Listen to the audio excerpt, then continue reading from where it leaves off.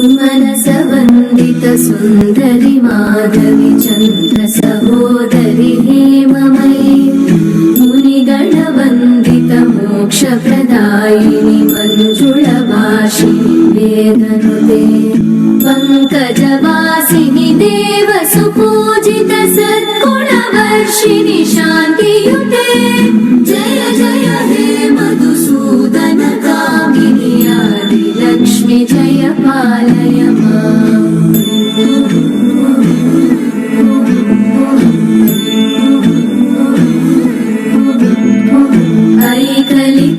ऐकलिकल्मषनाशिनि कामिनि वैदिकरूपिणि वेदमयि क्षीरसमुद्भव मङ्गलरूपिणि मन्त्रनिवासिनि मन्त्रनुते मङ्गलदायिनि अम्बुजवासिनि देवगणाश्रितपादयुते जय जय हे मधुसूदन कामिनि धान्यलक्ष्मि जय पालय माम् जय वरवर्णिनि वैष्णवि भार्गवि मन्त्रस्वरूपिणि मन्त्रमयि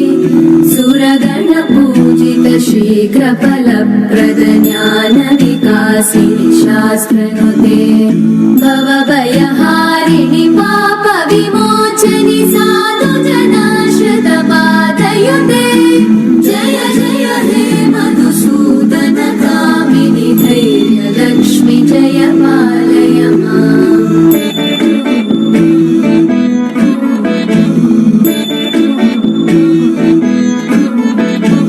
जय जय दुर्गतिनाशिनि कामिनि सर्वफलप्रद शास्त्रमयि रथगजतुरगपदादिसमानुत परिजनमण्डित लोकनुते हरिहर ब्रह्म सुपूजित सेवित तापनिवारिणि पादयुते जय जय हे मधुसूदन कामिनि श्रीगजलक्ष्मी पालय माम्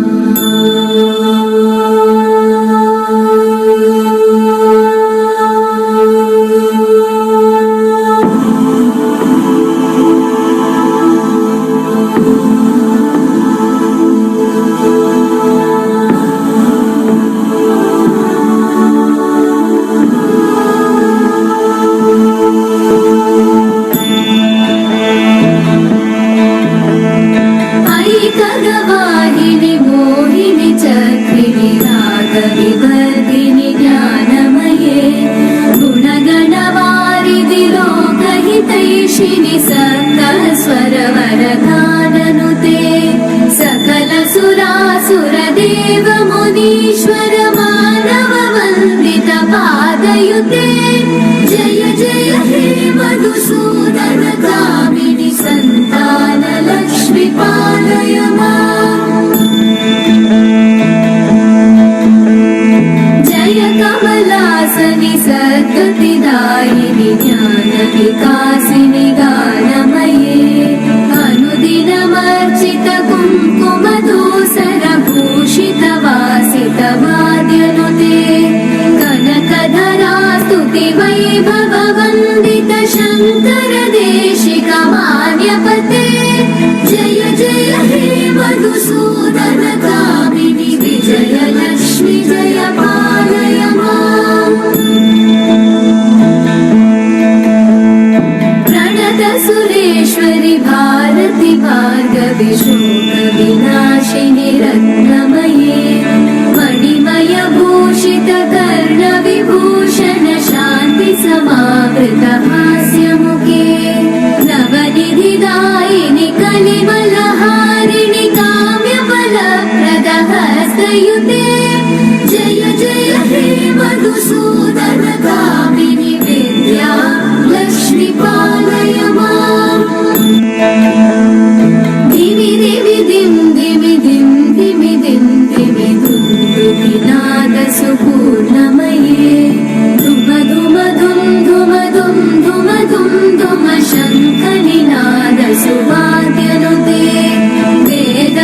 वेदपुराणेतिहास सुपूजित वैदिक मार्ग प्रदर्शयु स्तुते जय जय हे मधुसूदन कामिनि श्रीधनलक्ष्मी पालय माम् जय जय हे मधुसूदन